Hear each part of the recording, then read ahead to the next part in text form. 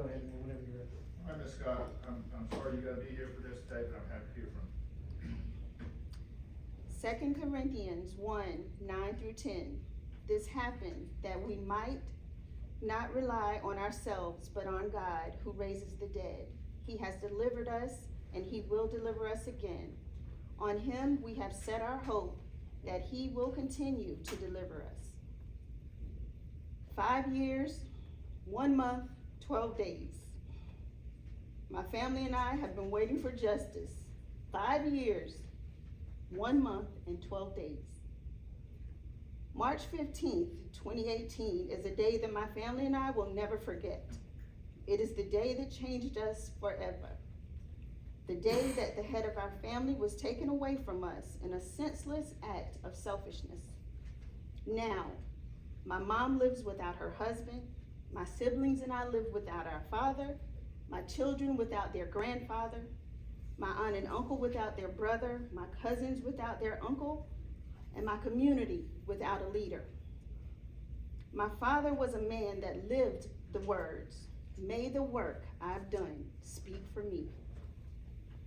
He would give his all to anyone who was in need.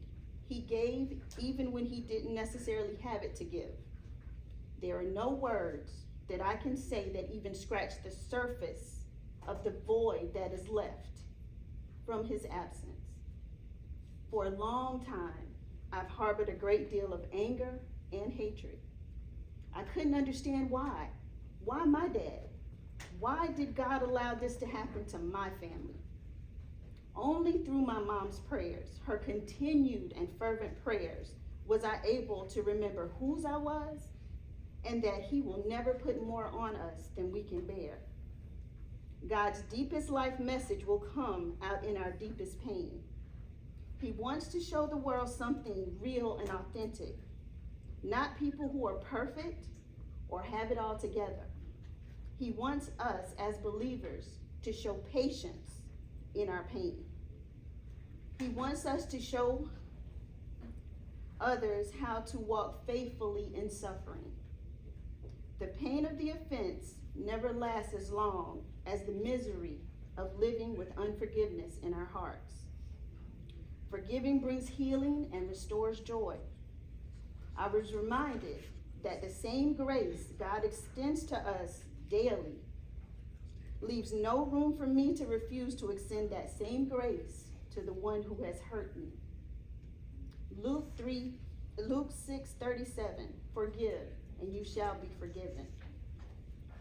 I, by no stretch of your imagination, want you to believe that my heart is fully and wholeheartedly forgiven you. But God is still working on me. Excuse me, my forgiveness is not for me, is not for you, it is for me.